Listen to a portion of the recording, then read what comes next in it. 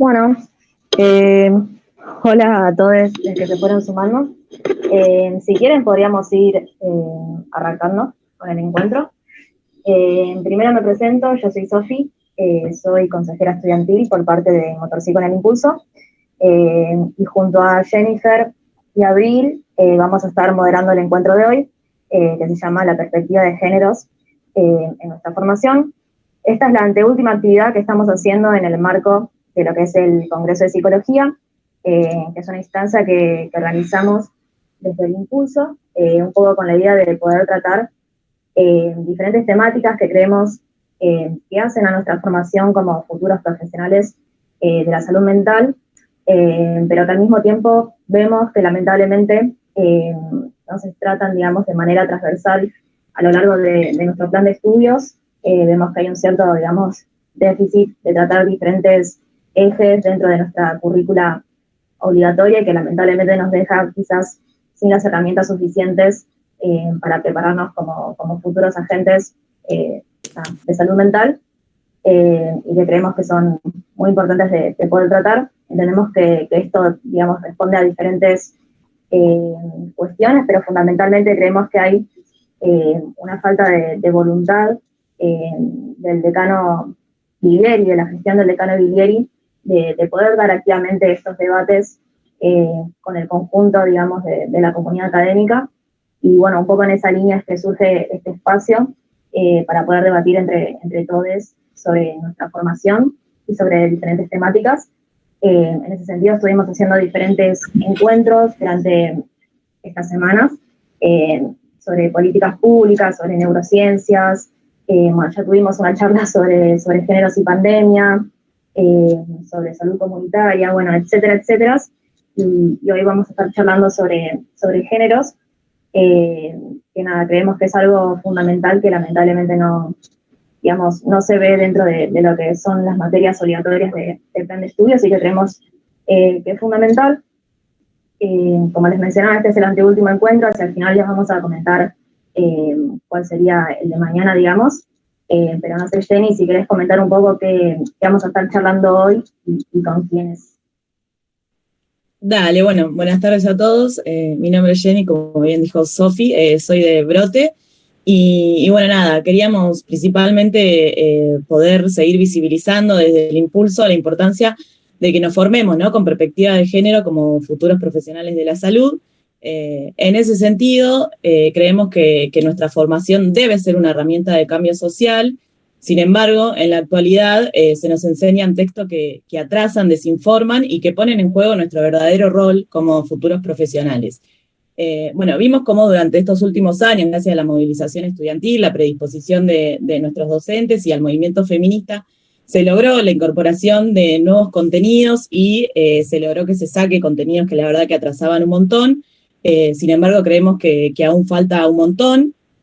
También me parece un momento propicio para mencionar que como impulso, hace 4 años presentamos un proyecto en el Consejo Directivo en el cual nosotros pedíamos que la materia de introducción a los estudios de género pase a ser obligatoria.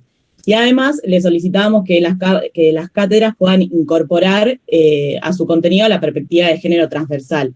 Este proyecto, bueno, nos parece un proyecto que es fundamental, de hecho fue aprobado, pero sin embargo al día de hoy no fue implementado, así que bueno, seguimos peleando para que se logre la plena implementación de este proyecto. Y bueno, voy a pasar a presentar las panelistas que nos van a estar acompañando el día de hoy. Las voy a decir en orden de intervención, si les parece. Voy a empezar nombrando a la licenciada Débora Tájer, que es profesora adjunta de Introducción a los Estudios de Género y adjunta regular de Salud Pública y Salud Mental 2. Marica Combativa, que es tallerista y educadora popular, voluntaria en la Fundación Micaela García, y participa de la Escuela de Formación Política Brandon Mocha Celis. Después nos acompaña la licenciada Juliana Fernández, que es docente de Salud Pública y Salud Mental, y también es docente de la Cátedra de Género. Y a su vez también participa de la Cátedra Libre por el Derecho al Aborto Legal en Psico. Y por último está Ian Levy Mendive, que es estudiante de Psicología y es miembro de la Cátedra Libre de Estudios Trans. Bueno, si les parece, le voy a ceder la palabra a Débora.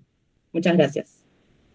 Bueno, muchas gracias Jenny por la palabra, gracias al Impulso por la invitación.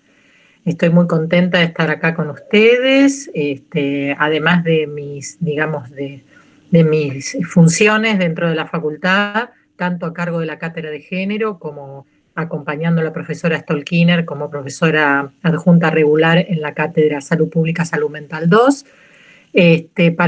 Además de eso, formo parte del grupo de profes que nos llamamos Alternativa Democrática, ¿no? Y que no nos dejaron poder presentar una lista para las últimas elecciones de profesores.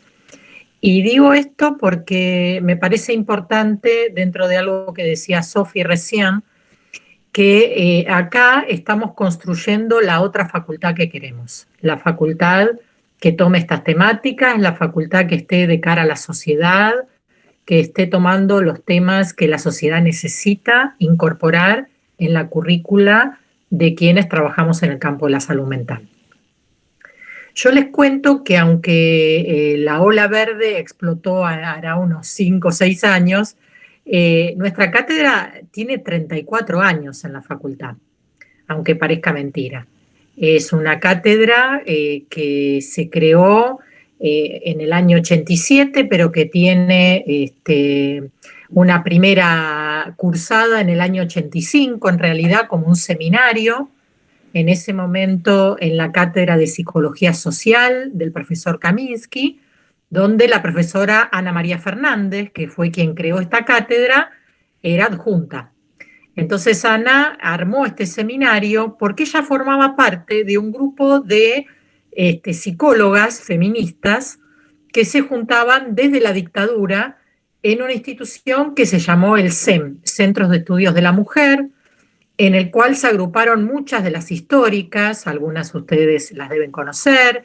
Bueno, Ana es una, otra es Mabel Burín, otra, la maestra de todas, que es Eva Giberti, Irene Meller, Marta Rosenberg. Bueno, muchas colegas de este campo y otras más que no son tan conocidas, que se empezaron a juntar y traducían algunos textos que venían del exterior, porque ya Lucy Irigaray había empezado a escribir, Nancy Chodorow había empezado a escribir las relaciones entre psicoanálisis y género, y ellas empezaron a traducir y empezaron a producir también teoría. En ese momento, estudios de la mujer, al calor de lo que fue la segunda ola del feminismo. Y con el retorno a la democracia, Ana entró acá a la facultad y presentó su seminario, entonces, y al poco tiempo se aprobó la materia optativa, estudios de la mujer en ese momento, y entonces desde ese momento no se dejó de dar. Desde el año 87 hasta ahora se dio, en el primer tiempo se daba un solo cuatrimestre, y después hace más de 20 años se dan los 2 cuatrimestres por la demanda que hay con respecto a la materia. Si bien todavía me pasa que me encuentro con gente que me dice, yo cursé cuando la materia no existía. Entonces yo le digo, no es que no existía, no la conocías. Ahora la conoce casi todo el mundo, porque también hay una demanda muy importante de una temática que ha atravesado toda nuestra sociedad y fundamentalmente a las juventudes. Entonces hay mucha gente que quiere, cuando entra a la facultad, quiere saber de estas temáticas, quiere que, como se decía, ¿no? que los contenidos estén atravesados. Bueno, yo les quiero contar que la nuestra es la primera cátedra de grado de género de toda América Latina. Es decir, que la facultad que nos da la espalda, al mismo tiempo es la facultad que podría sentirse muy orgullosa de haber hecho punta, no solamente en el campo de la psicología, sino en grado a nivel general en toda América Latina. De hecho, nos invitan de todos lados, tanto Ana María como yo tenemos reconocimiento tanto en el país como a nivel latinoamericano como a nivel internacional. Es decir, que el reconocimiento externo que tenemos no lo tenemos en la facultad, lamentablemente. Esta cátedra cambió de nombre en el año 2000 y se empezó a llamar Estudios de Género, o sea, Introducción a los Estudios de Género, porque de la misma manera que los estudios de la mujer iban cambiando, porque iban cambiando las coyunturas y los temas, empezó a surgir también lo que se llama la corriente de los estudios de las masculinidades, que fundamentalmente venía de las masculinidades alternativas, ¿no? De las masculinidades hegemónicas. Entonces empezamos a incorporar esos contenidos dentro de la cátedra, también estudios de las masculinidades para pensar todos los temas que estábamos trabajando, y de esa manera decidimos que había que cambiar el nombre. Ya no era más Estudios de la Mujer, sino que de la misma manera que el campo iba cambiando, íbamos cambiando los contenidos, iba cambiando el nombre. En el año 2010 empezamos a incorporar los temas de diversidad. Hicimos un primer seminario en marzo de ese año. El otro día Emanuel Temer, que es un colega del campo queer, justo comentaba que en el año 2010 había venido a nuestro seminario. Fue un seminario que hicimos en la facultad en marzo, a propósito de que había venido un colega que trabaja mucho estudios queer y psicología en Brasil, William Siqueira. Invitamos a gente del campo PSI, del campo de la diversidad, militantes, todo el mundo para darle un puntapié y aparte para dialogar y para debatir, porque nuestra cátedra es una cátedra académica, pero siempre estuvo de cara a los movimientos sociales y siempre le dio voz a los movimientos sociales dentro de la facultad. Además, porque creemos fuertemente que la academia debe nutrirse de las voces de lo que acontece en el campo de lo social y de lo político. No es que lo académico piensa por fuera de los propios actores y actrices, digamos. O sea, hay una interpelación desde el campo de lo social que debemos tomar porque tenemos que pensar de acuerdo a lo que acontece y de acuerdo a las necesidades que existen. Entonces ese fue el puntapié y empezamos a incorporar temáticas de la diversidad, de las diversidades sexuales e identitarias, y empezamos a pensar todas esas temáticas. Y después, en 2015, el grupo en ese momento de mayoría en el Consejo Directivo de Estudiantes, como dijo Jenny, presentaron la posibilidad de que la cátedra sea obligatoria. Todavía está en el Consejo Directivo, o sea, no avanzó, pero está ahí, con lo cual es un proyecto que si hubiera otra correlación de fuerzas se podría lograr. Y como bien decía ella también, está la doble idea. La idea, nosotros charlamos bastante con el grupo en ese momento porque me vinieron a ver y me contaron que querían hacer la presentación, de la necesidad tanto que haya transversalidad, pero también que haya una cátedra. Porque cuando transversalizás y no tenés un actor o una actriz o como quieras, que tenga convicción y que sepa del tema, la transversalidad queda como un tema, pero nadie lo toca. Es como una unidad más que nadie la sabe, nadie entiende cómo hacerla, porque para interpelar tu disciplina o tu materia con perspectiva de género, tenés que tener un diálogo con la gente que trabaja perspectiva de género en subjetividad. Si no, no te vas a dar cuenta. La vez pasada, o sea, algo de uno de los efectos maravillosos que ha tenido el grupo de Alternativa Democrática es que los profes empezamos a invitarnos más entre nosotros. Antes nos invitábamos, pero ahora empezamos a invitarnos más. Entonces, la vez pasada fui a la Cátedra de Psicología Educacional y charlamos acerca de cómo incorporar más género en psicología educacional. Pero ellos necesitaban hacerlo en diálogo con nosotros, y también yo la propuesta que puedo hacer, la puedo hacer en diálogo con la gente que es del campo. No se puede, o sea, hay que tener esta posibilidad para hacerlo transversal. Hay que conocer de los dos espacios, si no, esto no se puede hacer. Entonces es en diálogo, y es en diálogo con una instancia que sea de gente especializada en el tema, que vaya dialogando con las cátedras para que puedan ir incorporando en esta ida y vuelta. ¿Cuáles son los temas que trabajamos? Trabajamos las temáticas de diferencia, de diversidad, feminidades, masculinidades, familias, relaciones vinculares, en términos amplios. Trabajamos violencia, por supuesto, la cara más atroz del patriarcado y sus impactos en el campo de la salud mental.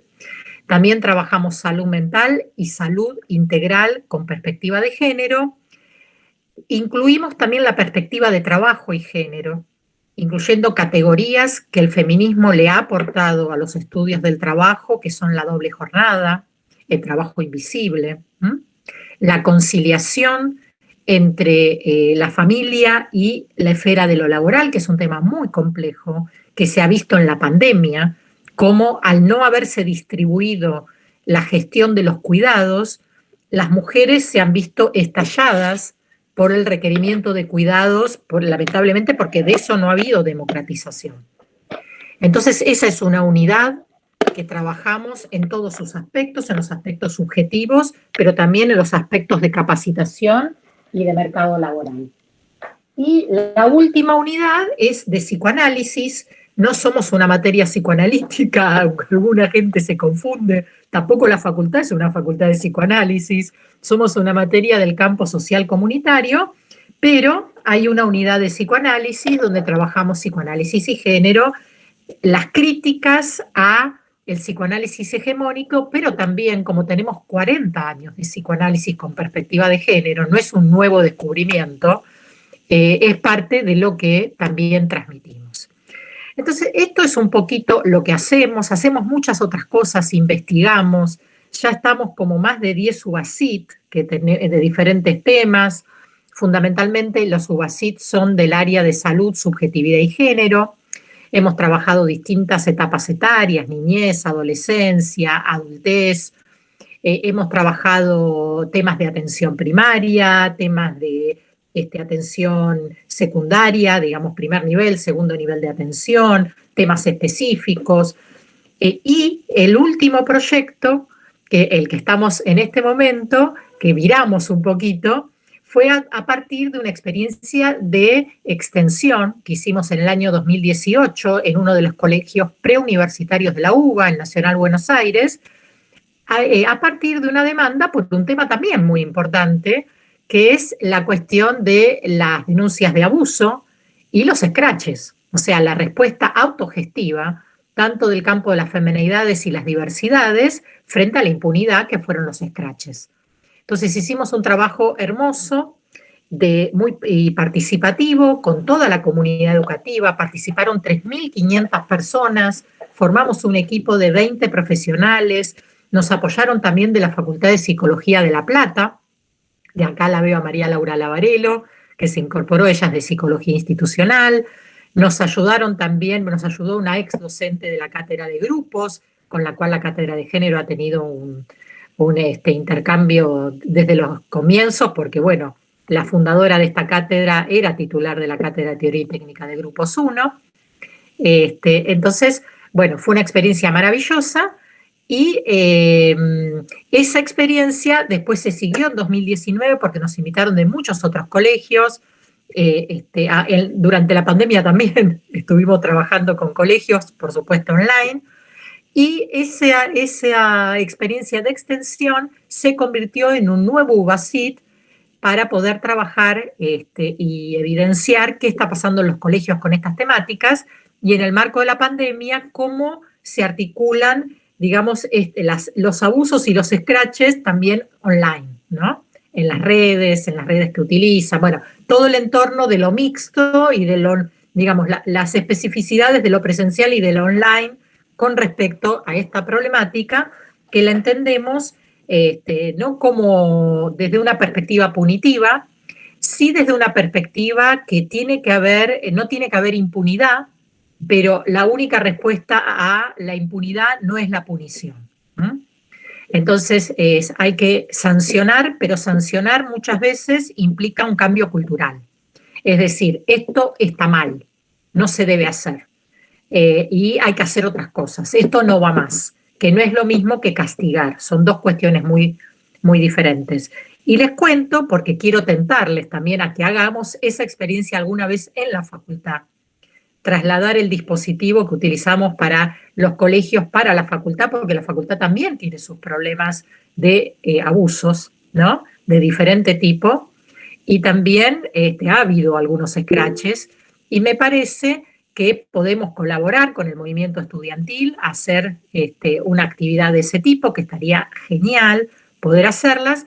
Y les cuento que hace poquito me invitaron de la Universidad de Veracruz, en México, un muy querido colega que se llama Beno de Kaiser, que es especialista en masculinidades, porque ellos están trabajando desde la Universidad Veracruzana con estos temas en el entorno universitario. Porque en todos lados hay estos mismos problemas. Así que bueno, dejo esta última propuesta, espero que les guste y bueno, dejo mi intervención por ahora porque quiero escuchar a lesotres y después vamos a tener un mano a mano para poder charlar, discutir otras cuestiones. Muchas gracias. Gracias a vos, Débora. Ya pronto también hablaremos para llevar adelante esta actividad que acabas de comentar y ahora le damos la palabra a Marica Combativa. Bueno, hola a todas, todos y todes. Gracias a las compañeras y compañeros por la invitación.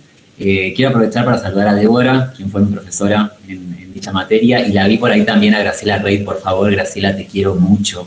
Graciela fue, digo mi profesora, yo me apropio, ¿vieron? Es así la transferencia. Fue nuestra profesora de prácticos y la verdad que fue una experiencia hermosa haber cursado esta materia con profesionales así. Contarles un poco acerca de mi recorrido. Yo soy compañera de ustedes de la Facultad de Psicología, todavía no me recibí, ya terminé de cursar, pero bueno, la tesis hay que escribirla, vieron cómo es esto, y estamos en eso justamente, pero contarles un poco acerca de la formación en género que tuve gracias a la educación pública.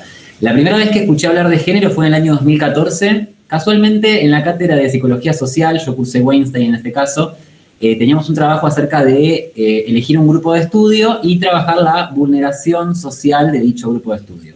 El mismo día que nos presentan esa consigna, el Impulso, este mismo espacio justamente, proponía una jornada de sensibilización y de charla con nada más y nada menos que Gabriela Mancilla, presidenta de Infancias Libres, junto a, creo que en ese momento estaba Dagfal, de la Cátedra de Psicología, de Historia de la Psicología.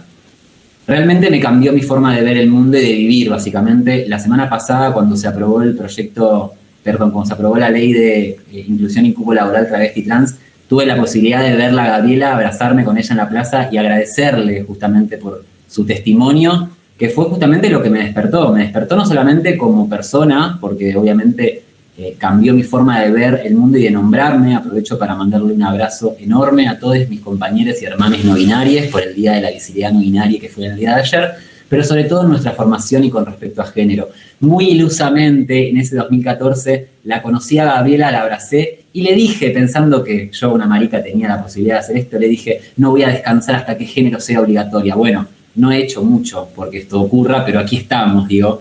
Sí, agradecerle a mis compañeras y compañeros del Centro de Estudiantes del año 2018, la Facultad de Psicología, que era el Impulso, porque fueron ellas, ellos y ellas quienes en nuestra toma del año 2018, toma transfeminista, defendiendo la educación pública, vieron la necesidad de crear un taller para masculinidades, cis en este caso, que debía ser de carácter obligatorio. En ese momento fue bastante polémico, por no decir revolucionario, establecer la obligatoriedad para que los varones cis que quisieran dormir en nuestra facultad y tomar la palabra, asistieran a un espacio, aunque sea de reflexión, de algunos conceptos.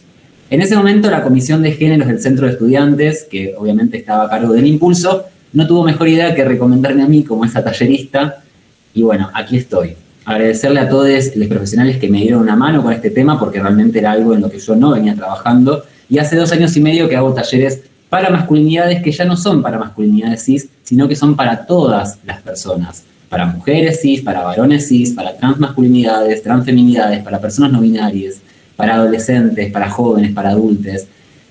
Me sirvió muchísimo la materia, obviamente, al ser del ámbito social comunitario, justamente porque me permitió trabajar con diferentes profesiones. Actualmente trabajo en la Fundación Micaela García, junto a la mamá y el papá de Micaela García, y obviamente tengo contacto con otras ramas de estudio, como es la medicina, como es la abogacía, el poder judicial. También con un poder con el cual obviamente discrepo muchísimo, pero el cual en algún punto necesitamos de este lado, que son las fuerzas que llamamos las fuerzas represivas del Estado, digo, ¿no? La consigna es, ¿queremos una policía transfeminista o no queremos una fuerza represiva del Estado? Pero bueno, ahí estamos, digo, ¿no? En esos lugares, resistiendo, existiendo y sobre todo ampliando los límites de lo posible. Algo que sí me gustaría mencionar tiene que ver con esto que mencionaba recién la profesora Débora Tajer respecto de la necesidad que tenemos de sanción y poder mencionar el corrimiento de lo punitivo, justamente. Vemos, sobre todo en el campo en el que trabajo, que es el de las masculinidades, y de vuelta me refiero a las masculinidades más tradicionales, que son las cis y heterosexuales, por sobre todo, pero no es privativo de dichas identidades, porque, como dice Foucault, digo, ¿no? El poder no controla sus efectos en este sentido. Es cierto que lo que vemos es una institucionalización de los discursos más disruptivos, como pueden ser los discursos transfeministas, o los discursos queer, o estudios, mejor dicho, queer, estudios trans. Y es importante que en esa institucionalización, entre comillas, que sufrimos por los procesos, sobre todo en los cuales hay un reconocimiento por parte de los estados, que dicha institucionalización no nos haga perder nuestra justamente capacidad y potencia en el sentido más espinociano de la palabra, nuestra potencia disruptiva, de incomodar, justamente. En esta nueva forma de ver las cosas, los discursos transfeministas, lejos de volverse sancionadores, se están confundiendo con un discurso de la moral y de la corrección política, la cual rápidamente es incorporada. En la aprobación del proyecto de inclusión laboral travesti trans hemos visto a personas de la derecha, personas conservadoras, adoptar rápidamente un discurso progresista, digo, que muchas veces no coincide con la toma de decisiones, pero otras veces sí, y eso nos tiene que dar la pauta de que hay algo que está cambiando y de que no podemos perder ese foco. Volviendo al tema de las masculinidades, me parece muy importante que en esta en este llamamiento a no perder la capacidad de interpelar y no volvernos justamente institución de algo, de un nuevo mandato, digo, ¿no? Derribar mandatos patriarcales para establecer nuevos mandatos no es justamente a lo que apuntamos, pero tener particular cuidado con estas identidades tradicionales como son los varones cis, frente a un campo que no les permite, entre muchas comillas, no les permitimos o no nos permitimos justamente esa contradicción, ese análisis, digo, ¿no? Poder equivocarnos, poder retroceder, poder reconocernos. Digo, reconocernos, como yo bien lo digo en mis talleres, no podemos creer que existe alguien que no sea machista o que no sea racista o que no sea clasista, digo. Intentamos desde la práctica activamente dejar de serlo y cuesta muchísimo, pero hemos nacido en un mundo en el cual el sentido común que opera es completamente racista, patriarcal, misógino, colonial. Por eso es que debemos justamente ampliar esos límites y visibilizar. Algo que me gustaría mencionar, que lo he hablado con Jenny también, tiene que ver con la falta que hay en nuestra universidad pública de justamente personas trans, travestis y no binarias, no solamente, digo, como estudiantes, que los hay, que hay, sino también en los cuerpos docentes y sobre todo en los lugares en los que se toman decisiones, digo. También es interesante poder mencionar esto, digo, es una de las únicas universidades, como bien decía la profesora Débora Tájer, que tiene más de 30 años en este campo, y es necesario que vayamos a buscar a quienes tienen esa experiencia a la hora de transversalizar esta práctica. Y por último, algo que sí me gustaría mencionar tiene que ver con esto que mencionaba también la profesora Débora Tájer respecto de cómo somos vistos o cómo somos convocados desde el exterior. Hace poco tuve la posibilidad de dar un taller de masculinidades justamente en el Ministerio de Mujeres, Géneros y Diversidades de República Dominicana. Y realmente cuando expongo nuestro marco normativo, nuestras leyes, comenzando con la ley de matrimonio igualitario que hoy cumple 11 años, la ley de adopción, fertilización asistida, procreación responsable, creo que es el nombre de la ley, interrupción voluntaria del embarazo, cupo laboral travesti trans, ley de identidad de género, realmente no lo pueden creer. La respuesta que me han dado fue, bueno, Argentina es un país maravilloso. Bueno, no y sí. Digo no porque sabemos que cuanto más a los márgenes se está, más en las periferias está, más difícil es acceder justamente, pero no estamos en cero, digo, tenemos un piso de derecho porque justamente las leyes, los autores y nuestros referentes no son metas, justamente, no son metas, son justamente puntos de partida, digo, no es un lugar al que vamos a llegar, sino que es un lugar desde el que partimos. Al igual que dijo recién Débora, quiero escuchar al resto de mis compañeros. Estoy muy contenta también de participar de un espacio con Ian. He participado de un taller de patologización que brindaba Ian con otra compañera, a quien le mando un beso enorme, Aliwen. Así que nada, a seguir organizándonos y con muchísimas ganas de poder reencontrarnos nuevamente en nuestra casa de estudios y que estemos realmente en una universidad que esté a la altura de las circunstancias, sobre todo de los movimientos sociales latinoamericanos. Bueno, muchas gracias, Marica, siempre es un placer escucharte. Bueno, ahora le cedemos la palabra a Juliana. Bienvenida, Juli. Bueno, hola a todos. Tengo acá un machete porque soy una persona que habla mucho y muy rápido y no quiero repetir. Así que me voy a contener y me voy a guión que tengo acá. Bueno, agradecerles por la invitación en principio a los estudiantes del Impulso, a la educación. Me parece que es importante juntarnos estudiantes y docentes para pensar estas cuestiones, que pensar y revisar críticamente nuestra formación, ¿no? Y la verdad es que cuando me dijeron, ¿no?, como el título del panel y de qué se trataba, se me fueron ocurriendo como muchas cosas que quería hablar y quería traer, así que bueno, voy a traer un poquito de cada una y después vemos cuál pica y para seguir charlando. En primer lugar, yo soy como medio fan de los datos y me pongo a buscar estadísticas, números. Vamos a ver cómo está conformado el estudiantado de la UBA. El último censo en nuestra universidad fue el 2011, tanto estudiantes como para docentes. Bueno, no es una sorpresa que cuando nos encontramos con los números, tenemos sexo masculino, sexo femenino y parada de buscar. Entonces, con ese primer sesgo, vamos a ver los números. En 2011, en toda la Universidad de Buenos Aires, había una presencia mayoritaria del sexo femenino, llegando a un 60,9%. En nuestra facultad es aún mayor, llega al 81,7%. Esto es para estudiantes. En el caso de docentes, hay un predominio de docentes rentades de sexo femenino, que es un 53% en toda la universidad. Ahora bien, en nuestra facultad, ¿qué pasa? Aumenta ese porcentaje al 74,7%. O sea, 3/4 de nuestra facultad, de docentes de nuestra facultad, son de sexo femenino. Con el sesgo de que son docentes rentales, ¿sí? Ad honorem no los contamos.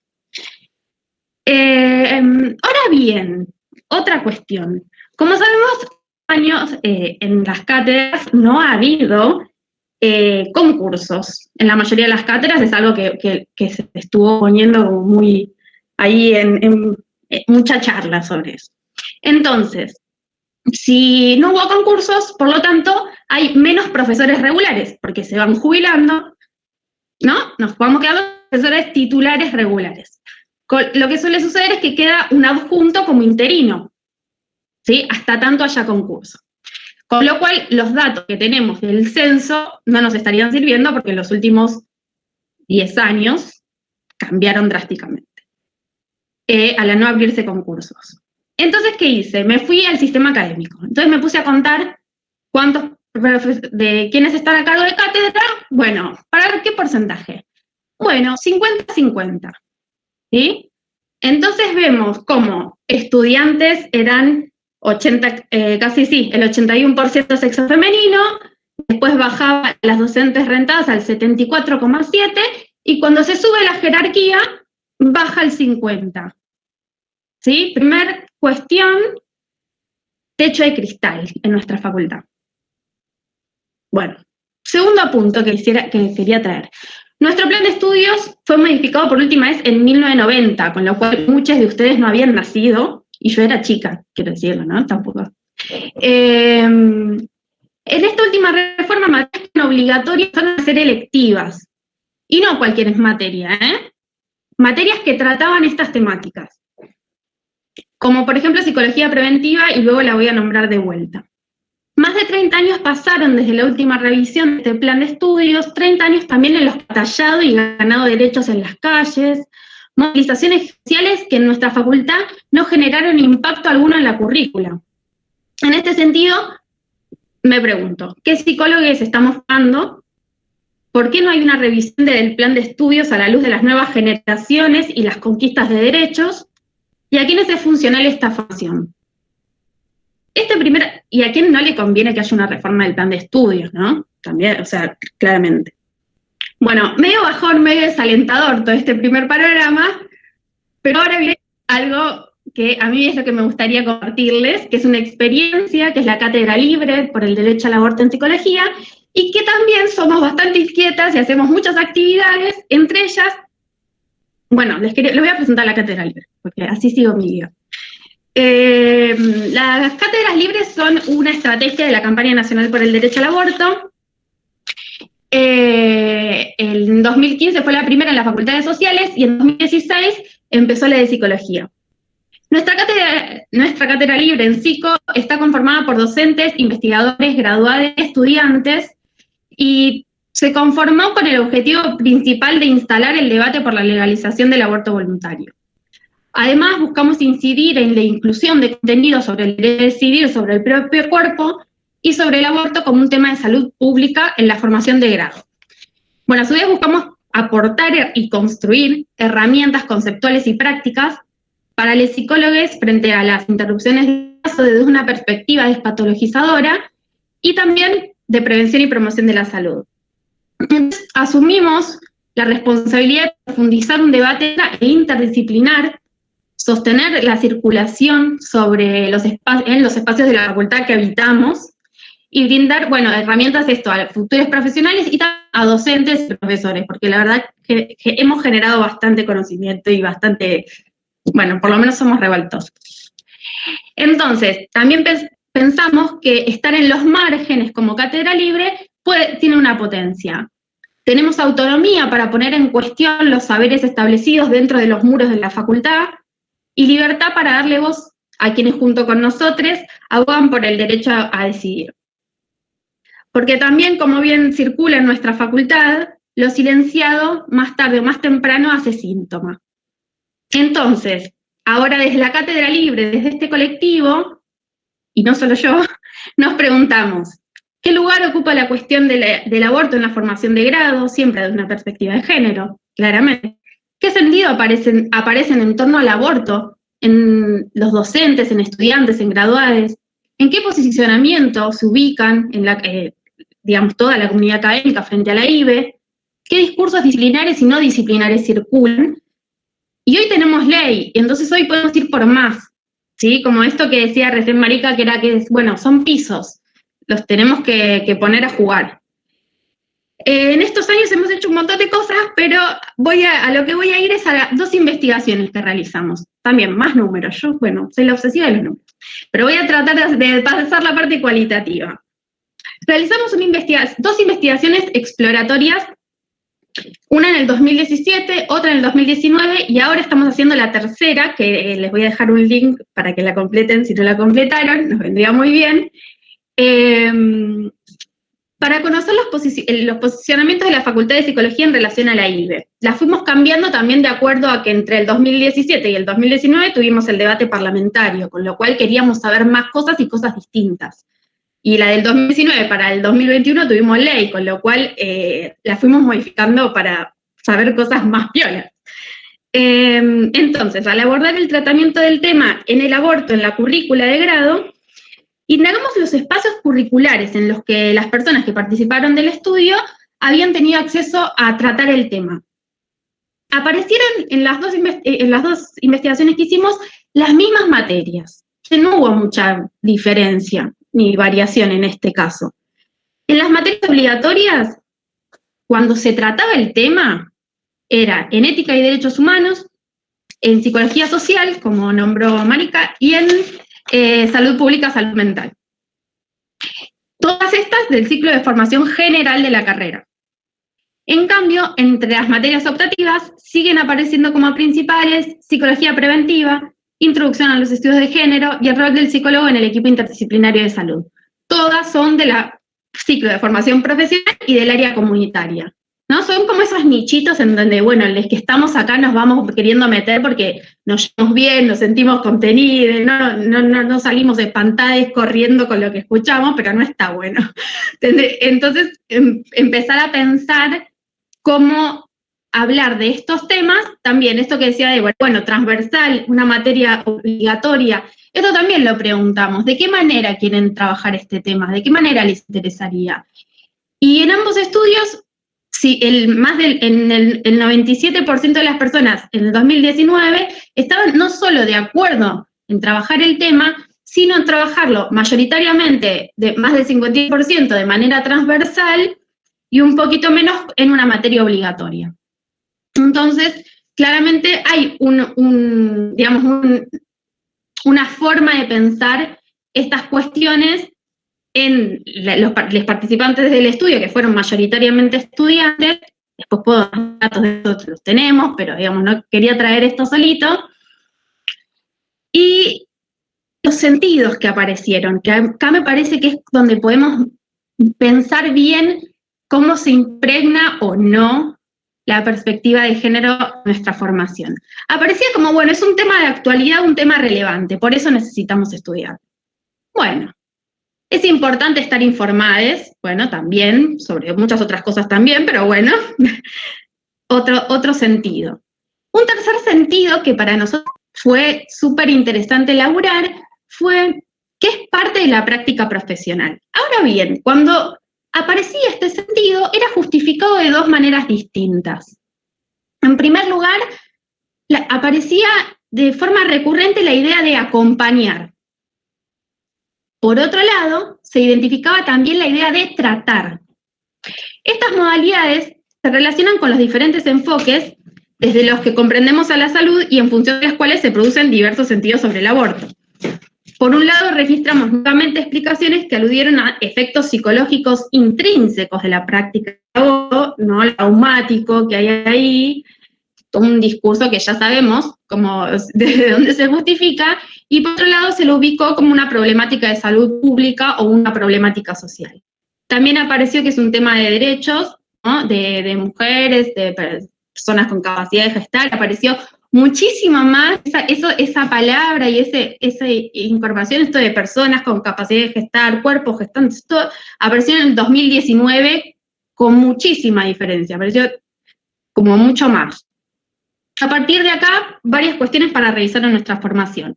Despatologización del aborto, cuestionando las posiciones teóricas y las tradiciones tan arraigadas en conceptos centrales de nuestra formación.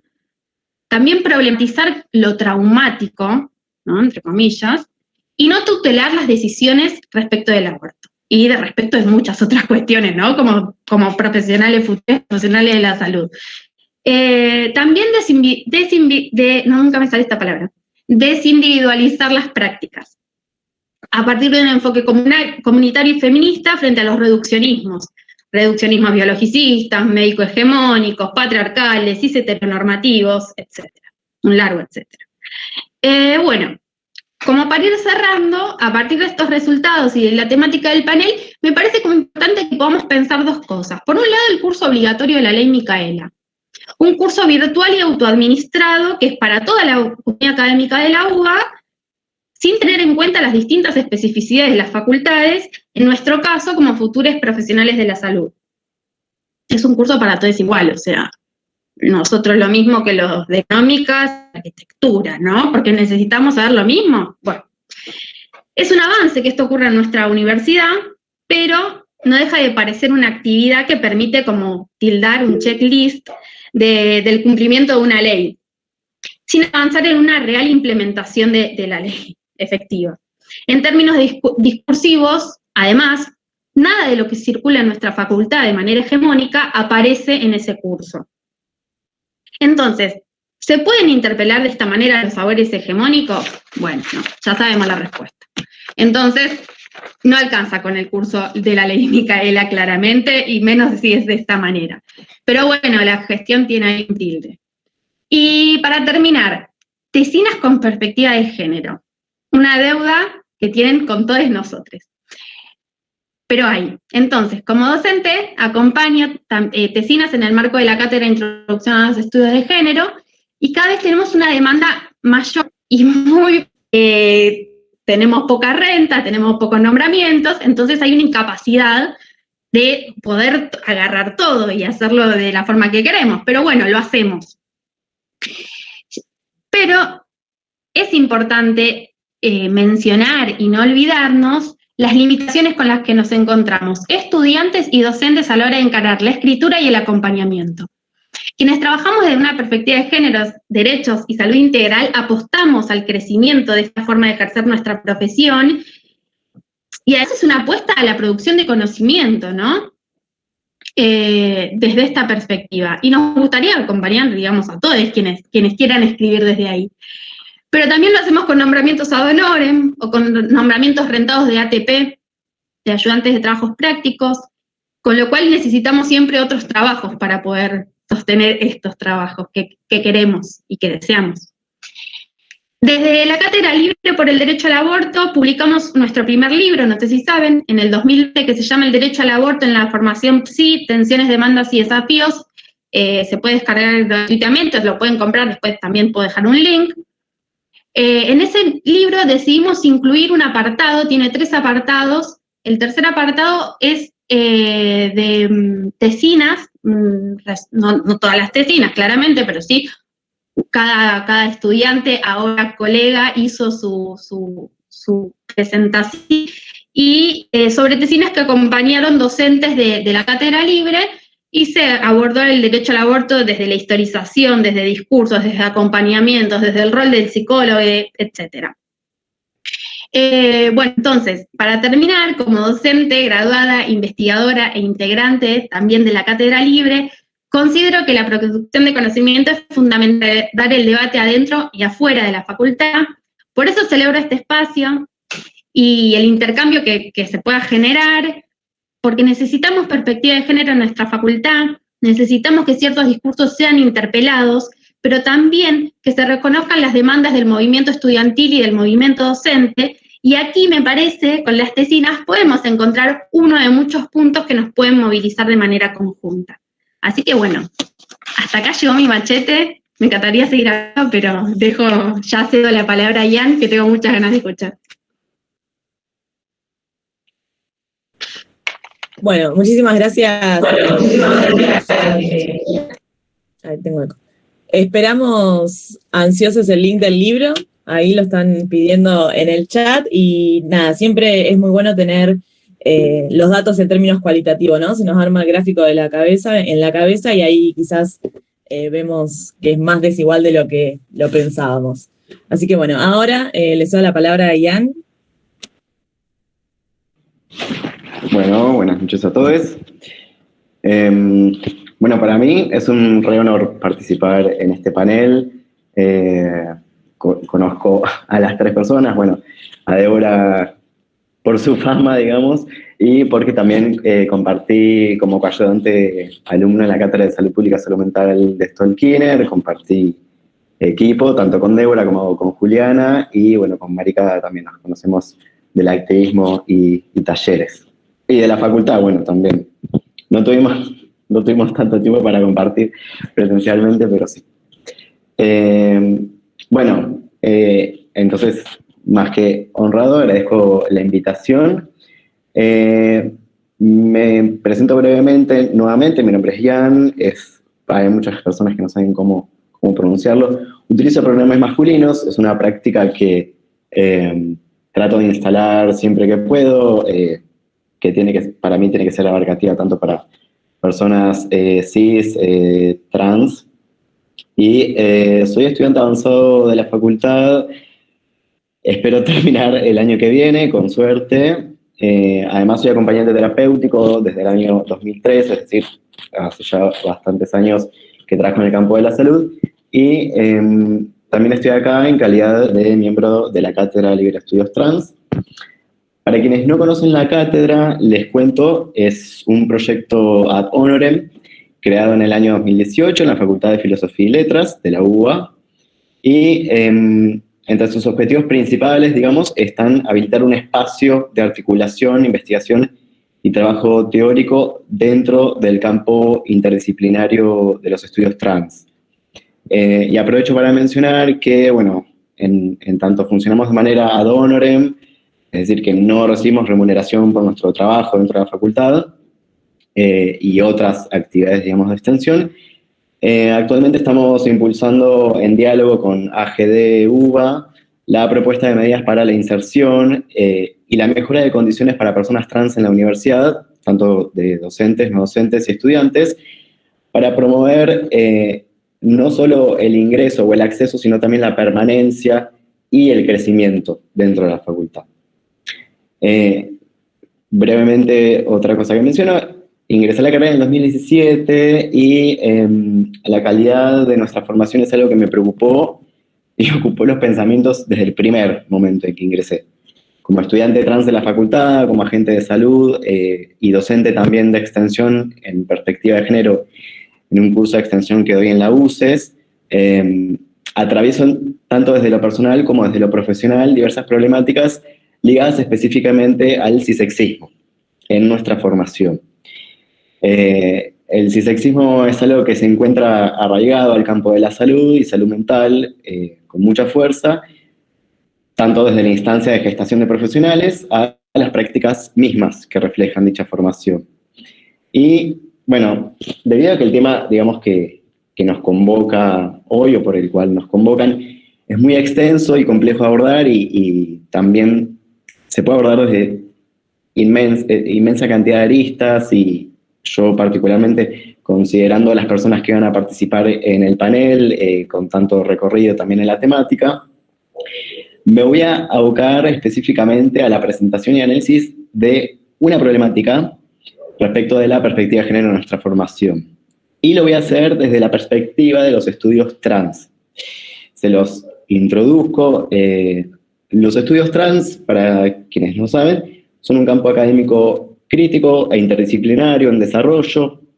No se trata de estudios sobre personas trans, sino de un campo que entra en diálogo con otras teorías feministas, gay, lésbicas y queer, y mantiene un compromiso crítico con respecto a las condiciones de producción de conocimiento y sus productos, y puntualmente aquellas que objetifican y alterizan a las personas trans.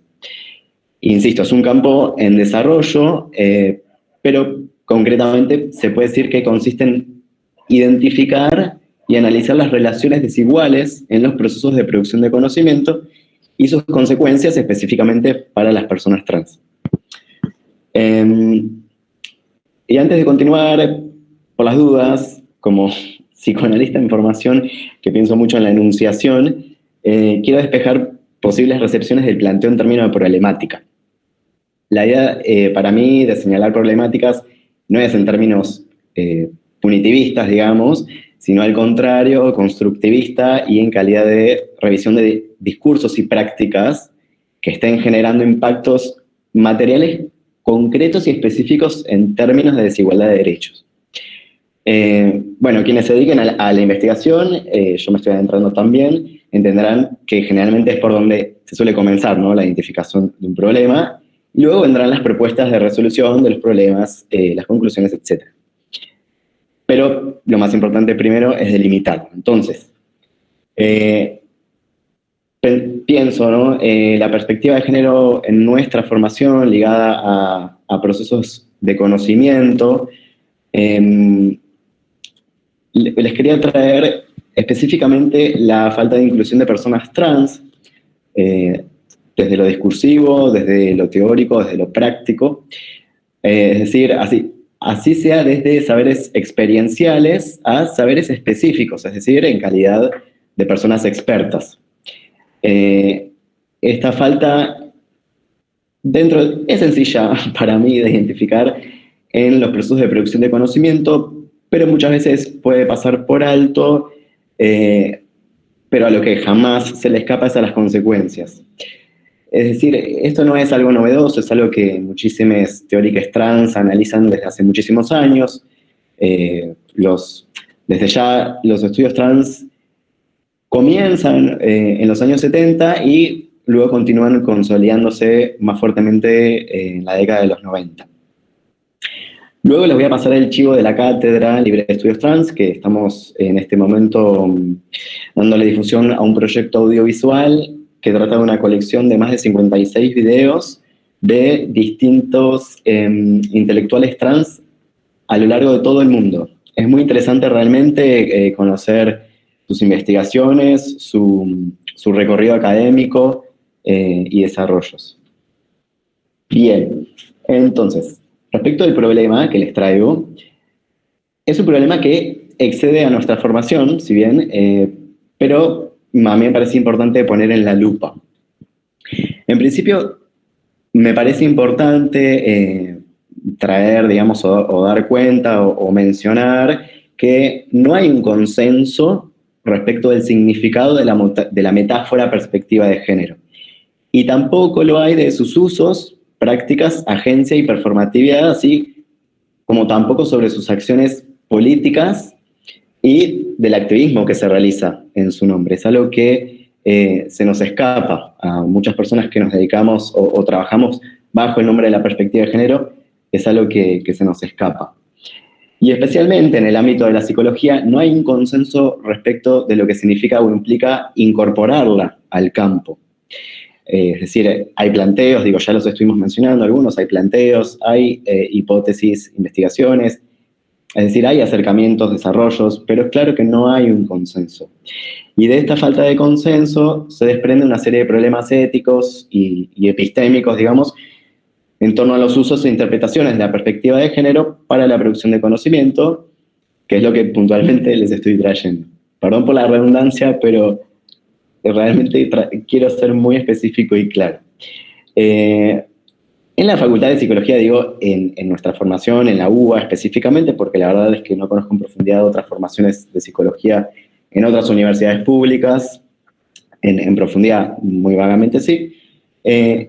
En nuestra facultad, en nuestra casa de estudios, se pueden ver aún hoy en día prácticas discursivas patologizantes hacia las personas trans, pero incluso algo que empezó a aparecer en los últimos años, utilizando herramientas conceptuales de la perspectiva de género, ¿no? Como el nombre de, o de los estudios de género mismos, ¿no? Han surgido planteos como, bueno, nos ponemos en diálogo con los estudios de género, o incorporamos la perspectiva de género, y es algo luego que en el material, digamos, de la asignatura, en la práctica docente, no solemos encontrar, o peor es el impacto, digamos, o la violencia epistémica que genera. Y por el otro lado, en nuestra formación también pareciera que la perspectiva de género queda fácilmente entendida como un tema de interés, ¿no? Es algo que si te interesa lo incorporás, si no te interesa no lo incorporás. Lo que claramente refleja la falta de, es decir, su falta de comprensión en clave de derechos. Entonces, desde ya podemos concluir que la perspectiva de género no es algo por sí misma. Así es que, como mencionaba, pareciera que su uso depende de quien tome el título y lo ejerza. En este sentido, y para el análisis del problema que les traigo, podemos pensar la perspectiva de género, por un lado, como un marco teórico complejo, conformado por diversas tensiones también dentro mismo y contradicciones, y por otro lado, en calidad de formación.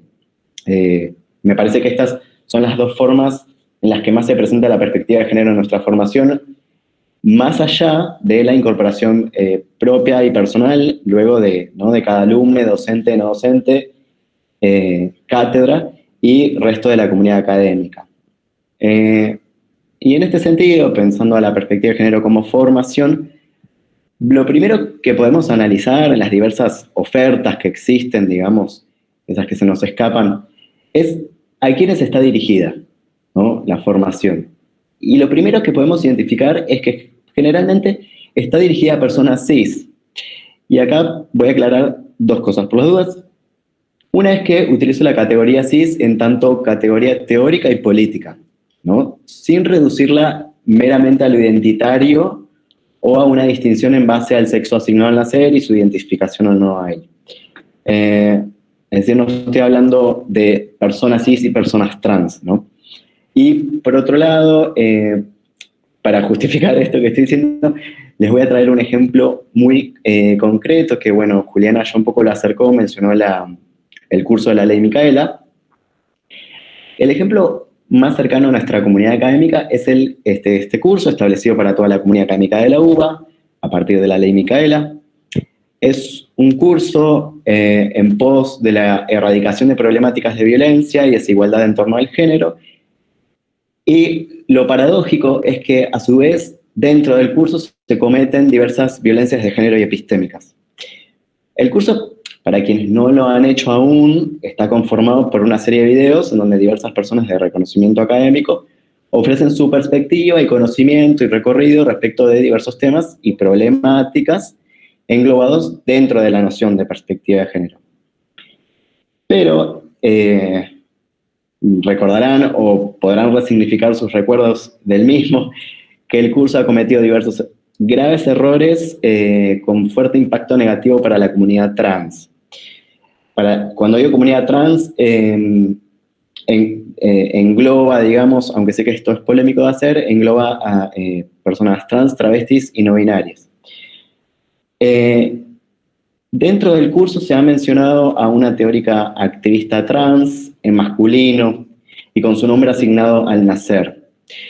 En otro video del curso, digo, más allá de lo denunciativo, esto lo hago meramente en calidad de análisis y también de visibilización. Y en otro video del curso, en relación al aborto, justamente, se ha mencionado a las trans como ese otro sujeto que también puede abortar. Y recuerdo textualmente, porque volví varias veces sobre ese minuto, es decir, ¿no? Retrocedí varias veces para tratar de entender si lo que estaba escuchando era lo que estaba escuchando, y me acuerdo que textualmente decía, la persona, digamos, en este video, decía, y bueno, también hay otras personas que abortan, después de hablar de mujeres, universalizando como mujer cis, decía, y bueno, también hay otras personas que abortan, como las trans, ¿no? Entonces, tanto yo como otras personas, sobre todo compañeras de la Cátedra de Libre Estudios Trans, que habitamos la universidad, la UBA, digamos, nos pusimos a debatir, primero a corroborar las observaciones que habíamos hecho y después bueno, a entrar, a ponerlo en debate, a preguntarnos cómo había pasado esto, por qué, cómo se llega a una edición definitiva de un curso que comete estos errores. Les comparto unas conclusiones que, obvio, no son representativas, digamos, ni de la cátedra de la que conformo, ni de toda la comunidad trans, travesti y no binaria que habita la UBA, pero les traigo algunas que al menos en mi representación sí puedo decir. Es decir, que esta edición definitiva del curso haya llegado así indica varias cosas. Una es que no solo no se convocó a personas trans a la participación de los videos, sino que probablemente tampoco se les consultó respecto del material que les menciona y que lamentablemente les menciona mal. Otra es que las personas que emitieron esos enunciados o no identificaron el error en su propia oralidad, es algo que puede pasar, errores en la oralidad, probablemente tampoco lo hayan visto al verse u oírse en los videos a sí mismos, o peor sería pensar que lo hayan hecho y lo hayan considerado insignificante. Es algo que realmente se desconoce porque tampoco tuvo mucho revuelo ni hubo una intervención dirigida, ¿no? Y por otro lado, nadie en todo el proceso de edición y revisión del contenido tampoco identificó estos errores. Entonces indica desde ya la falta de formación y de una formación adecuada y de práctica rigurosa y en compromiso con evitar cometer la violencia que el mismo curso pretende erradicar. Entonces, incluso es un curso que yo no lo pude continuar, lo abandoné, en ese momento no me sentía emocionalmente suficiente, digamos, como para abordar eso. Porque después hay que responder preguntas, ¿no? Entonces, en la perspectiva de género como formación y más específicamente concibiéndola como se la suelen marcar en términos de sensibilización, se identifican sus contenidos y en su orientación discursiva que se asume que los interlocutores son personas cis, y es a partir de esto que se identifica que generalmente la perspectiva de género apunta a una supuesta concientización de personas cis, pero sin lograr evitar cometer actos de cisexismo. Y casi siempre se identifica que la formación pretende brindar herramientas y o información para concientizar a personas cis sobre una otra edad o grupo de otredades que, y lo voy a plantear en estos términos, que no están pudiendo como ingresar a la burbuja de la cisnormatividad, ¿no? Generalmente queda como teñida en estos términos. Ahora, en el caso de una formación dirigida a toda la comunidad académica de la UBA, en la que se malgenerizó a personas trans y se las mencionó erróneamente como sujeto de prácticas específicas como la del aborto, habla de una producción de conocimiento y de una jerarquía de poder dentro del mismo que no incluye a las personas trans en calidad de expertes. Y les puedo asegurar, bueno, y para eso también les invito a ver el proyecto que después les paso ahí en el chat, que existen muchísimas personas expertas, académicas, teóricas, desarrollando dentro del campo de los estudios trans y abordando estas temáticas con una rigurosidad y calidad académica impecable. Y a la vez también pienso en que para aquellas personas trans, me incluyo, teniendo que realizar el curso e identificando errores, digamos, son personas que se van a sentir violentadas por estos errores y se genera como un doble violentamiento porque cuando se hace la denuncia de estos errores, pero no en términos, digamos, punitivistas como lo mencionaba, siempre se recurre a discursos minimizantes, ¿no? Como, bueno, tengan paciencia, bueno, fue un proceso complejo y estresante, tal vez se nos pasó por alto, no se habrán dado cuenta, habrá sido un error, u otra respuesta muy común que recibimos es solicitar entonces a quienes fuimos violentados que nos hagamos cargo de ese error, ¿no? Que brindemos una solución o una corrección de dicho error. Y traigo las palabras de Blas Radi, que es el coordinador y uno de los fundadores, junto a Mauro Cabral, de la Cátedra Libre de Estudios Trans. Blas menciona o trae que las personas trans tenemos que estar siempre preparadas para lidiar con el cisexismo todos los días, manteniendo un estado de alerta permanente, así como también tenemos que estar preparadas para no ser consideradas en temas de género, para ser objetivizadas, alterizadas, etc., o para ser incluso referenciadas públicamente con nuestro nombre anterior o con nuestro género asignado al nacer. Todo esto obviamente conlleva una sobrecarga emocional, psíquica y psicológica y un estrés gatillador de infinitas vivencias que nos están esperando a la vuelta de cualquier esquina, pero más específicamente en el ámbito académico y aún más específicamente en los procesos de producción de conocimiento. Por eso, y para ir cerrando, digamos, en nuestra formación particularmente, este es un aspecto indispensable a considerar y podemos pensar en qué tenemos y qué necesitamos para incorporar la perspectiva de género a nuestra formación, pero esto tiene que ir necesariamente de la mano del rastreo de problemas que vienen arrastrándose desde su concepción y práctica misma, y revisando constantemente que la formación no pierda transversalidad, como venían sosteniendo, y que sostenga también una mirada interseccional rigurosa, y una inclusión que no quede meramente en lo simbólico, digamos, sino que, bueno, algo que justamente se intenta promover desde la cátedra, ¿no? El intercambio universitario, interuniversitario, internacional, para fomentar el diálogo también, así como los estudios trans también lo proponen, con las teorías de género, teorías queer y los estudios bilésbicos. Bueno, espero haber aportado una mirada crítica en calidad de herramienta, sobre todo de perspectiva, y nuevamente les recomiendo que indaguen respecto a los estudios trans y que visiten obviamente el canal de la cátedra, que ahora les voy a pasar, para conocer el trabajo intelectual de académicos trans de todo el mundo. Bueno, les agradezco nuevamente muchísimo, me siento muy honrado de estar acá y cedo la palabra y el espacio de intercambio. Bueno, muchas gracias, Ian. Bueno, yo soy Abril, militante de AUGE, y nada, es súper importante hablar de perspectiva de género en la Facu. Así que nada, abro el intercambio para el que quiera aportar algo, preguntar, puede hacerlo en el chat o puede hablar también para hacer un espacio más dinámico entre todos.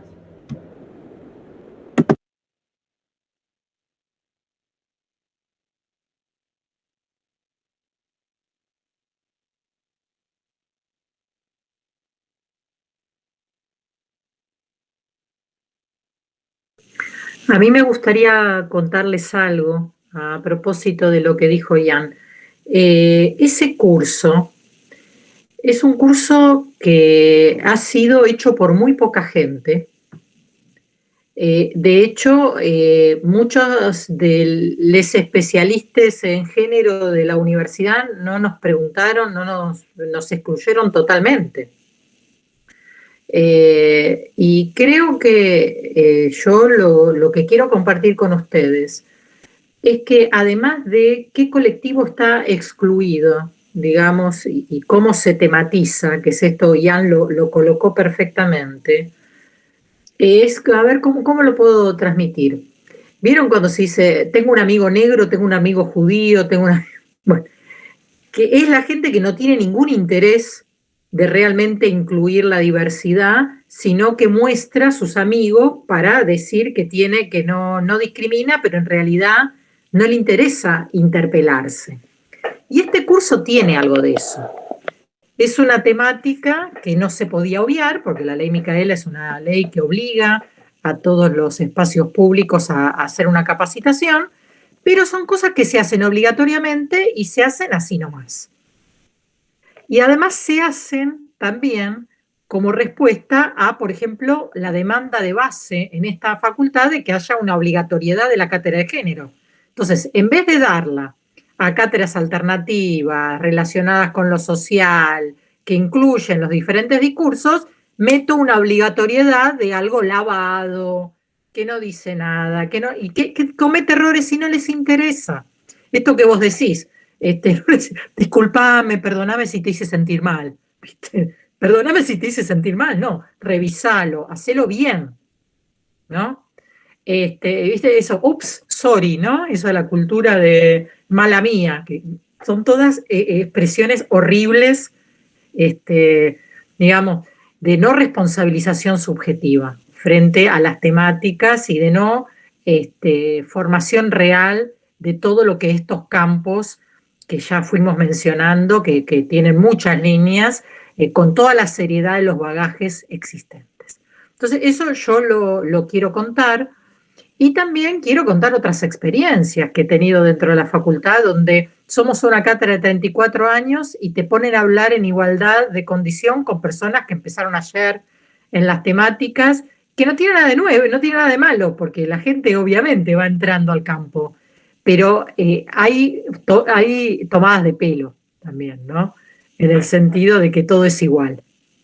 Porque también está, si sos mío o no sos mío, digamos, a vos no te lo voy a dar, le voy a dar a los míos. Es una cosa muy complicada, muy fea, y que me parece que está bueno compartir acá con ustedes eso, para que ustedes sepan estas cosas, que no son solo temas epistémicos, ¿no? Que son temas muy, digamos, rastreros, de mucho egoísmo, de mucha mezquindad, de poco respeto, de poca seriedad. Entonces, por eso saludo estos espacios donde podemos hablar las cosas como son, podemos contar las diferentes experiencias que tenemos y podemos construir entre todos una facultad que no dé vergüenza.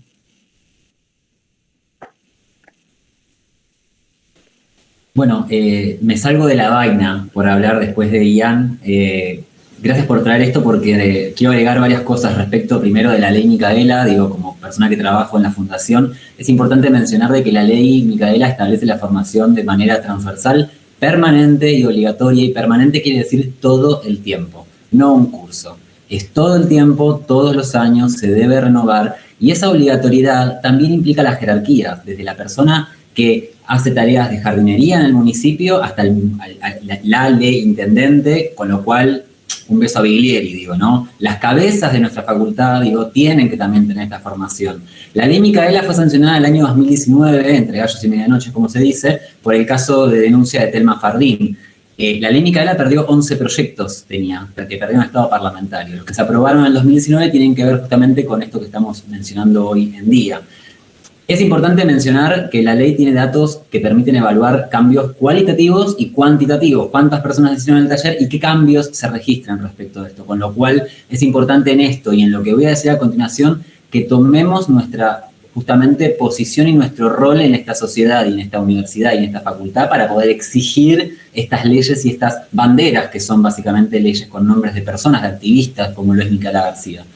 Respecto de lo que dice Ian, estoy completamente interpelada, no solamente por mi identidad y obviamente por el compromiso con esta formación, sino por un compañero en particular a quien le acabo de escribir para que obviamente me permita contar esto. Ya he hablado con Jennifer acerca de mi compañero y sé que esto va a habilitar, espero, a un próximo conversatorio con feminidades, masculinidades trans, personas no binarias de la Facultad de Psicología. Coy Bressan es un compañero. Hoy Coy Bressan se nombra orgullosamente una masculinidad travesti, es un travesti. Yo a Coy Bressan lo conocí en la Facultad de Psicología, cursamos juntos Psicoanálisis 1, luego nos separamos y lamentablemente, digo lamentablemente porque no digo que lo hubiera evitado, pero si hubiera estado en ese aula algo hubiese dicho, yo algo hubiese dicho. Coy en una clase en nuestra facultad, en la cátedra de niñez, mientras en ese momento se nombraba a género, ¿sí? Que es una de las identidades no binarias, antes de ser un varón trans, antes de ser un travesti, se nombraba a género. Y en su exploración, pero también en su formación académica, en una cátedra como lo es niñez, preguntó por las infancias no binarias. Y una docente, en lugar de barrarse, digo, ¿no? Como decimos nosotros en psicoanálisis, en lugar de decir, no sé de lo que me estás preguntando, lo voy a averiguar, contestó algo que podríamos calificar como una burrada, ¿no? Empezó a hablar de hermafroditismo. Habló recién Ian de Mauro Cabral, digo, nosotros no hablamos de hermafroditismo, hablamos de intersexualidad, lo cual no tiene nada que ver con la no binariedad, que es una identidad política, pero este acto de violencia fue el que hizo que COI dejara la Facultad de Psicología. Hoy se cambió a la Facultad de Sociología, de comunicación, para estudiar comunicación social, a las facultades sociales, y ahora quiere volver a psicología, pero todavía tiene un impedimento, que es su nombre.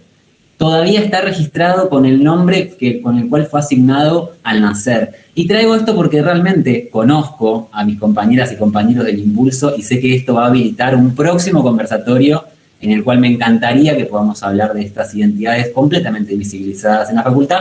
Y quería traer esto para que no quede en que la falta de perspectiva expulsa y no garantiza la permanencia en la facultad, como dijo Ian, sino un caso puntual de nuestra facultad en el año 2016, de un caso en el cual la falta de formación expulsó a una identidad de nuestra casa de estudios. Y eso no debe volver a ocurrir. Y nosotros como estudiantes tenemos que poder decir algo. En un Zoom, cuando alguien utiliza mal los pronombres, cuando alguien utiliza mal el género, cuando alguien comete un acto de violencia, poder ser una persona que intervenga y decir, creo que acá podemos decir algo, digo, ¿no? Como sancionar en el sentido de poder mencionar que acá hay un acontecimiento. Porque si dejamos que todo pase, que todo siga, continuamos con esos errores que no cambian nada. Y algo de lo último que quiero mencionar para tenerlo en cuenta, como promotora territorial en género, pero también como voluntaria de la Fundación Micaela García y como estudiante de psicología, el taller de género obligatorio le pedí a 2 compañeros, un varón cis y una mujer cis, que lo hagan sin tener ningún tipo de formación en género,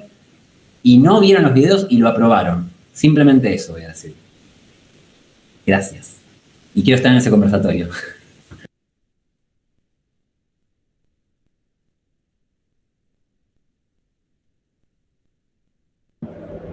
Bueno, gracias. Creo que Juliana quería aportar algo más.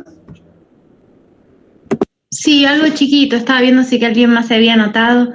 No, que a partir de lo que venían diciendo, siempre, tanto en la cátedra de Introducción a los Estudios de Género y las compañeras de la cátedra libre también, siempre pensamos o estamos como pensando y poniendo en tensión todo el tiempo como 2 cosas que parece que no tienen nada que ver en nuestra facultad, ¿no? El sujeto del inconsciente y el sujeto de derechos. En relación a estas cuestiones que traían Ian y Marika recién, ¿no?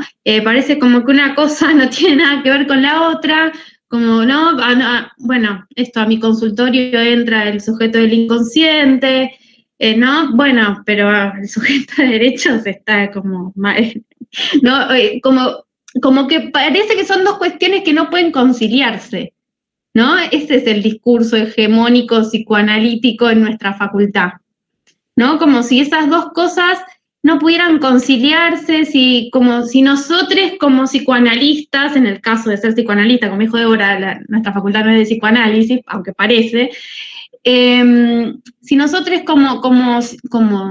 digamos, como trabajadores de la salud, pudiésemos dividir a los derechos que tiene la persona de lo que vamos a escuchar, es como, dicho así hasta parece como, bueno, ¿no? La estructura que está fallando, eso es de otro, ¿no?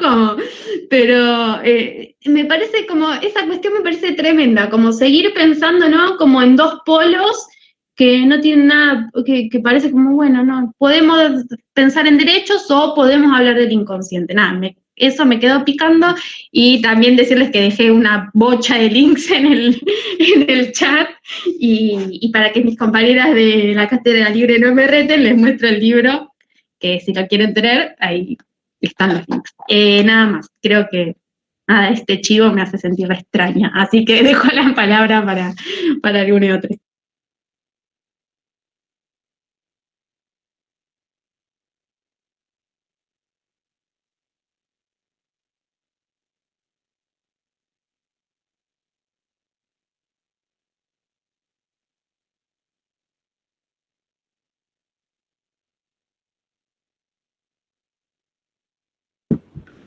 Bueno, ya creo que nadie más capaz quiere aportar algo o tiene alguna pregunta para hacerles a los panelistas, así que vamos a dar un cierre.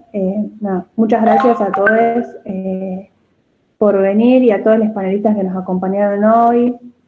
nada, es fundamental que sigamos teniendo estos espacios de debates entre claustros para continuar organizándonos por otra facultad posible y alternativa a la facultad que quiere Viglieri y el EDI, alejada de la diversidad de voces y perspectiva y antidemocrática.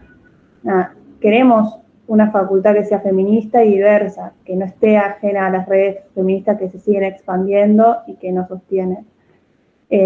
También tenemos que seguir luchando por las perspectivas de género en nuestro plan de estudio, por más autoras y autores, mujeres, lesbianas, travestis y trans, en las bibliografías obligatorias, y la importancia de que una facultad no se encuentre ajena a las transformaciones sociales, que los movimientos sociales estén dentro de la facu, que lo académico no está alejado de lo social ni de lo político. Nada, hoy queremos construir una facultad que recupere su rol social y se encuentre al servicio de las necesidades sociales, porque como dijo Débora al principio, estamos construyendo nuestra facultad. Y un dato no menor, que necesitamos un centro de estudiantes que nos represente y se organice por nuestras necesidades reales. Así que nada, eso, y además les queríamos invitar al panel de mañana, que es el último de este congreso, que es formación para la interdisciplina, conversaciones entre musicoterapia, terapia ocupacional y psicología, a las 19 horas. Así que nada, muchas gracias a todos, todas y todos. Abrazo.